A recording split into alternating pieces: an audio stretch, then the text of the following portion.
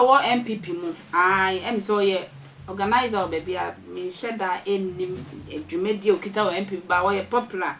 e wo MPP mpa no o ya ne eye kwame A+ enya beef na nsema eye kwame A+ ekeka no we ye na mama McBrown ni kunda da eye Maxwell din abepiem ti se nkrofo bi din epiepie wo A+ nsem no ma ano de eye kwame Sefa kan ekra no kwame A+ purchase wo shi na wo twin jot one sheda o ye fun papa kwame A+ ne ka beef no ano I do de me A+ emra sisia na say muntem obi musa na me almost me didi Sefa kan atem na nkrofo kan na kwame Sefa kan na is a foolish man tieni ye enye dana post na me ye no na ye issue no sa da no na bibia nsie ma bo na to ho since 2017 kwame Sefa kan way back 2017 obia nti asem na me kan ye na ye wadanfo bi owo apeteshi ba bi wo Roman Rage munim Azmera wudu Azmera wo be Tennessee Roman Rage shopping Nαked no wo Tennessee and wo Azmera straight road no maintain wo straight left ha ase o my block bi o na ye wadanfo bi Bismarck owo apeteshi ba bi she ho ewia ho na ye kofa appetite na de Azmera wo just here meti hwa na Sefa kan bai obebo na ne jot ne nsa meti hwa na bai me no tena ase me ba ko na ma bo me jot so yi wo de so me and you we are on that level what just here wo ye nua pani me ye wo nua ketwa wo be hia me wo ho no asema wo be kan se wo na wo tata aban no tio Sefa kan be hia me Roman Rage or Bismarck no wo na wo tata aban na wo kan abuni asensu kan ai government appointees won asem so mo ye corrupt ne Ghana ha na wo betumi aye saade no oman bi so anko mu ekun dadaada as me nua pani anya se bia wo nua bia wo nim ni so ma fa wo nua wo me no like I know you know me ye nyina tena ase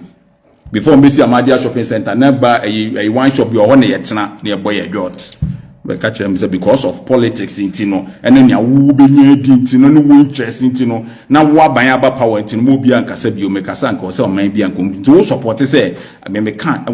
when people express themselves I will see you come what was your senior journalist a year before me papa ebewu no like last year that's in 2023 but in 2022 me papa sending audio ne mani nyina no pabi eno se ono 1 year ento no wo wiase onim say by 2023 no obewu ade ha no pa ne se obewu a onim se ne mamienu omo nkasa na mkan se Roman me masami a wo kan de menti ase eye no krese me ne menua ye nkasa but me meti one na kofo from social media say kohwe unua no edi watem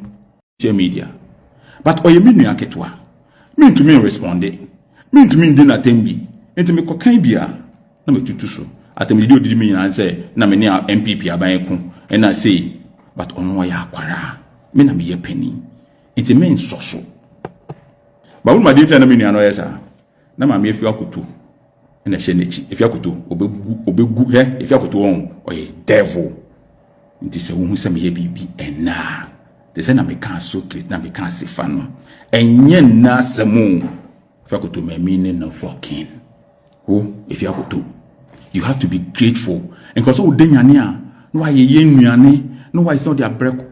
kwame wo he beje e say ye okoto se ye kan A+ asempe wo se munjai enye wo na obekwa kwahye me nua chi so oni ni nua embe ko me papa ebewu na ne raho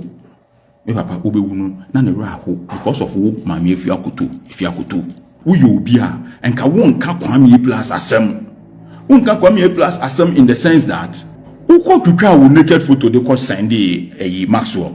enye me anka wo nka wo nim guase why can't people be grateful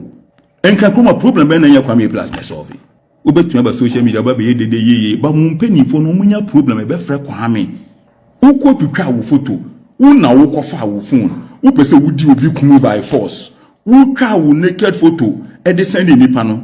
se na nipa na yere na kuta photo no ade chinye na be issue na me nam ha na me pacho na me say I ensure that my before Akoto wunya problem na ban na ba foforo me bu Akoto dwa me pacho munya abotro ebegu akufo do anim ase say my ya na me twitwa je wo na me youth nim ade chinya wo twa wo high nkofo so mo be di matem and that's what I start an opa we was start bi mu on na me kan say mo entwem my before Akoto wo asem na wo kan say wo ko target nkofo say omo nko didi me hira dem no am tell ade bi me I can never lie in this life ade na me here try one it's not right. This is me. Mary, I don't know trying. It's not right. No, we delete no. So all those who are commenting, no, they can comment their comment. I don't know them. I don't have anything. I've never spoken. I've not done anything for them, so they can comment their comments. Or no, or you can any queen. No, they be make and say queen I are walking. What you say different, but the meaning is different. Because when you speak, people can interpret it the way they want. So don't speak and expect people to understand it the way you want. Inti no so ka se obi di nkwasi asa e wrong bit me aka se asafun se eno kra no e ye sanwe oba eno ye better asafun akoyi di asafun ba unya aka se osan kwasi asa me so whether it's my wife, whether it's my daughter, whether it's my best friend, I will not accept it because me to understand it in some way into one year but mama for to en can be what I say. And yes, I want to wo be share posts and command for so munko didi atem. Eh me mma ya semu. Kwasia. We no start with me akon Grand Kroma. Me mma ya semu last warning. Problem be na ban Grand Kroma. Bisa Gabi, bisa bedi etu. Bisa NDC boys no. Me bisa ya yira koku bisa Ferguson. Me na me franka chom say me seremo. Se wa broni asem aye kan. Akufo ado ye papa. Mamu ye ni say me a very reasonable guy. Sawa broni menene kasa sawa broni menene kasa chen obia menene sawa broni ye din komo sa mumbi sa sawa broni say how many times me pa ne chaw sewa menye say why me de mano anye se bia sewa ye beji ske bia mo na say me de mano chaw pa sewa me pa chaw sewa menye say Akufo-Addo ye papa even though I have issues with Akufo-Addo is still our father and I don't think it's right to do this me pass sewa broni chaw na momo didi matem but na me pa on one side me sewa every day me see so constantly don't do any it's okay even when you people were fighting with me ask sewa broni that who was talking to her kwasiafo mwa mo behwem aye campaign about me ewini no mo focus no wo kwame plus me nipo kuma me Suale me do nyame mo hwem ye mo campaign me do nyame nyankopo me come mama wo mo wiase nka every week mo press conference I said me nipo okun Ahmed Suale